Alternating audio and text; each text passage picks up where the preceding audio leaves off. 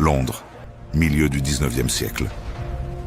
La ville est un creuset bouillonnant, un monstre urbain en pleine mutation, où la révolution industrielle dicte un nouveau rythme. Les rues grouillent de calèches, de marchands ambulants, et l'air est épais de la fumée des cheminées d'usines. C'est une époque de progrès vertigineux, mais aussi de chaos, d'innovation effrénée, et de traditions séculaires qui s'accrochent. Au cœur de cette effervescence, le symbole de la démocratie britannique, le palais de Westminster, se dresse majestueusement le long de la Tamise. Ou plutôt, se dressait.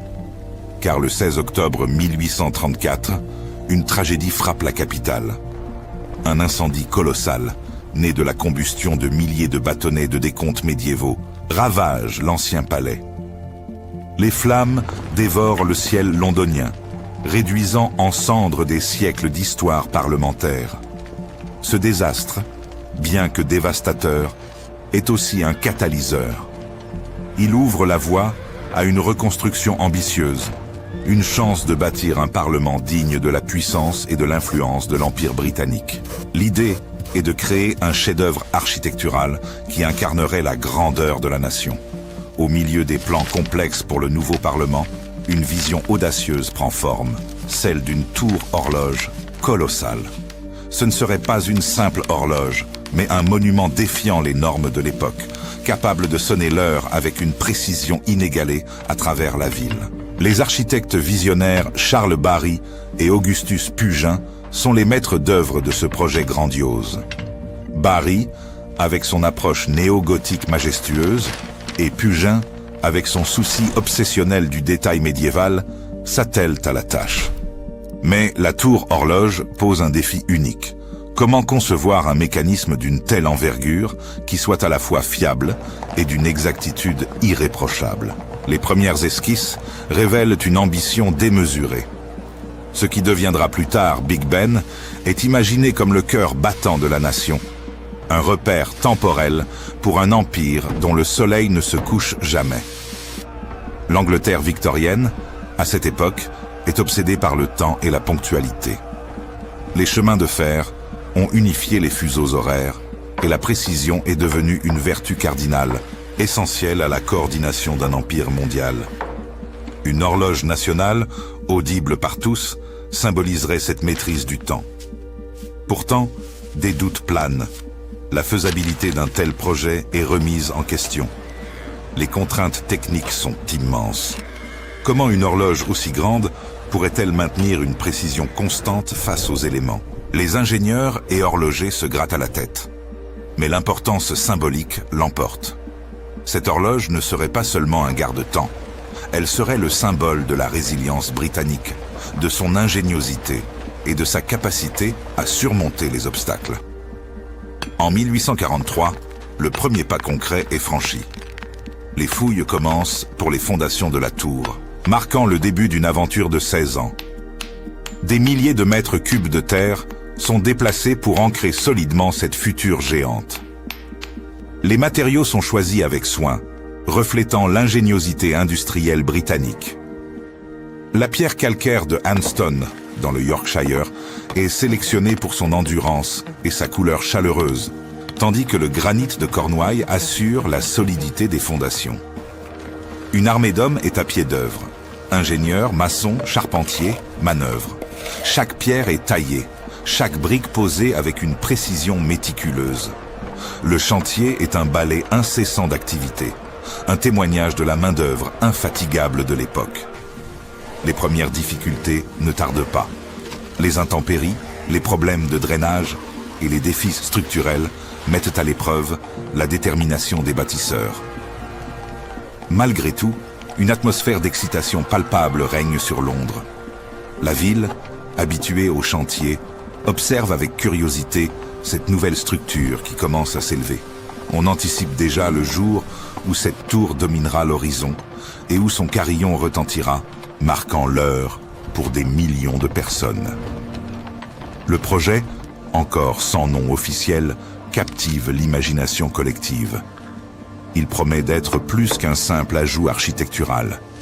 Il sera le cœur sonore de Londres, le gardien du temps pour une nation en pleine ascension. La vraie prouesse, cependant, résidait dans le cœur même de la tour, l'horloge. Sa conception complexe fut confiée à Edward John Dent, un horloger de renom. Mais les exigences étaient sans précédent. Sir George Airy, l'astronome royal et gardien de l'heure britannique, imposa des critères de précision draconiens. L'horloge ne devait pas dévier de plus d'1 seconde par jour, un exploit technique pour l'époque.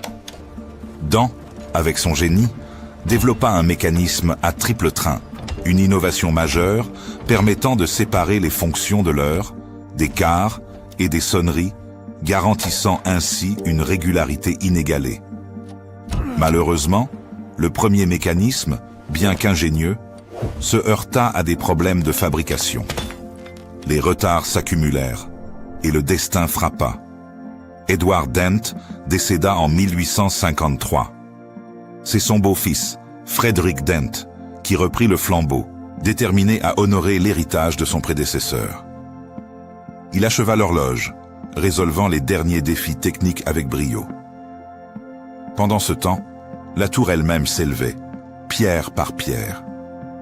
Les techniques de maçonnerie employées étaient d'une robustesse inégalée, conçues pour durer des siècles. L'acheminement des matériaux lourds, des blocs de pierre massifs, des poutres de fer forgées, jusqu'au site, au cœur d'un Londres dense, représentait un défi logistique colossal. Des chevaux de trait allaient des charrettes sur des rues pavées, sous les regards curieux des passants. Les ouvriers, souvent issus des quartiers pauvres de la ville, travaillaient dans des conditions difficiles et dangereuses, perchés sur des échafaudages en bois qui s'élevaient toujours plus haut. Chaque jour était une lutte contre le vertige, le vent et le froid, mais la fierté de bâtir un monument pour l'éternité les animait. Les grues primitives, actionnées par des hommes et des chevaux, étaient des merveilles d'ingénierie, capables de soulever des charges impressionnantes avec une précision surprenante. Les défis structurels étaient immenses. La tour devait non seulement supporter son propre poids, mais aussi celui colossal des cloches et du mécanisme de l'horloge. Des fondations profondes et une conception architecturale astucieuse furent essentielles pour assurer sa stabilité. Le moment le plus dramatique de la construction fut sans doute la fonte des cloches. La première grosse cloche, surnommée Great George, fut fondue en 1856. Mais lors des tests, elle se fissura irrémédiablement sous la force du marteau. Un coup dur pour le projet. Sans se décourager, une nouvelle cloche fut commandée. Ce fut George Mears, de la célèbre fonderie Whitechapel, qui eut l'honneur de la refondre en 1858. Cette fois, la fusion fut un succès. Cette nouvelle cloche, pesant plus de 13 tonnes, allait devenir le célèbre Big Ben que nous connaissons. Son transport à travers les rues de Londres fut un événement spectaculaire. Tirée par 16 chevaux, la cloche géante défila devant des milliers de Londoniens émerveillés, qui se pressaient pour apercevoir ce futur géant sonore. C'était un véritable défilé, une célébration populaire, avant même que la cloche n'atteigne son emplacement final. Une fois la cloche hissée, vint l'installation des cadrans de l'horloge. Chacun mesurant 7 mètres de diamètre, ils étaient d'une taille monumentale. La complexité de leur éclairage de nuit nécessita des centaines de becs de gaz, dont la flamme était entretenue par des gardiens dédiés, montant des escaliers étroits pour s'assurer que l'heure était visible même dans l'obscurité. Les ajustements finaux furent les plus délicats. Des tests répétés, des réglages minutieux du mécanisme furent nécessaires pour garantir la précision exigée par l'astronome royal. La pression du public et des autorités était constante, impatients de voir l'horloge fonctionner. Malgré les risques inhérents à un tel chantier, des innovations en matière de sécurité furent introduites, même si les accidents restaient malheureusement nombreux. La tour horloge, avec son style néo-gothique, s'intégrait parfaitement à l'architecture du nouveau Parlement, couronnant l'édifice d'une majesté sobre et intemporelle. Elle était prête à marquer l'histoire. Enfin, après des années de labeur acharné, l'installation finale du mécanisme sophistiqué de l'horloge et des aiguilles monumentales fut achevée.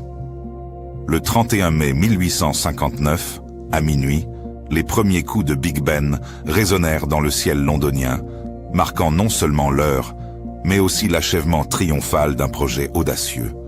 La réaction du public fut un mélange d'émerveillement et de fierté.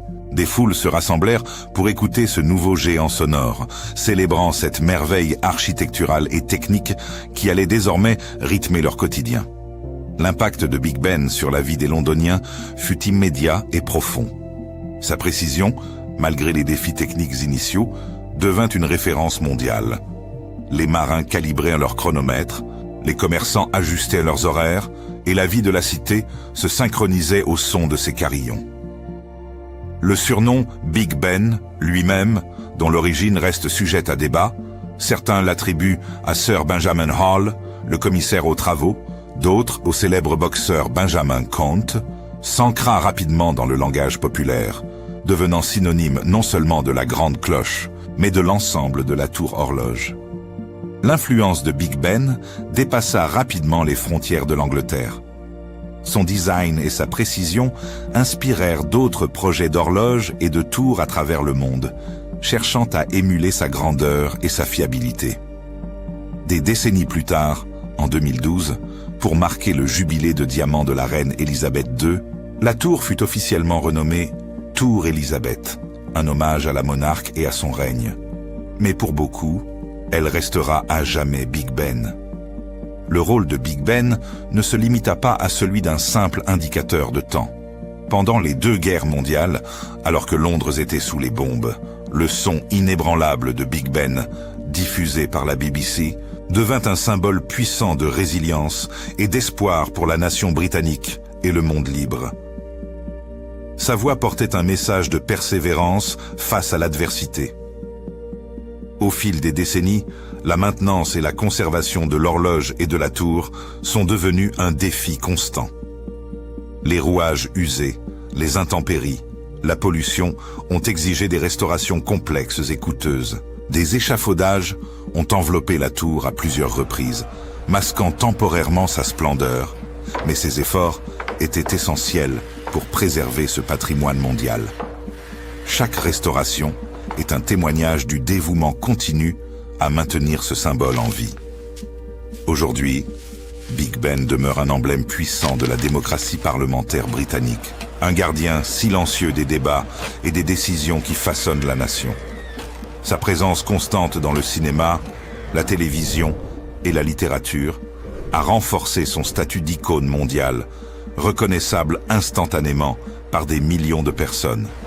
Le son distinctif de ses cloches, diffusé à travers les ondes, continue de connecter les gens bien au-delà des rives de la Tamise. Il y a une connexion émotionnelle profonde que Big Ben établit avec les individus, dépassant sa simple fonction horaire. C'est un rappel de la persévérance humaine, de l'ingéniosité et de la capacité à bâtir quelque chose de durable et de significatif. En contemplant Big Ben, nous ne voyons pas seulement une horloge, mais un monument à l'histoire, aux efforts de milliers de mains et d'esprits qui l'ont forgé. Il continue de marquer le temps, un témoin silencieux des époques, nous invitant à apprécier non seulement sa grandeur physique, mais aussi le récit intemporel qu'il incarne.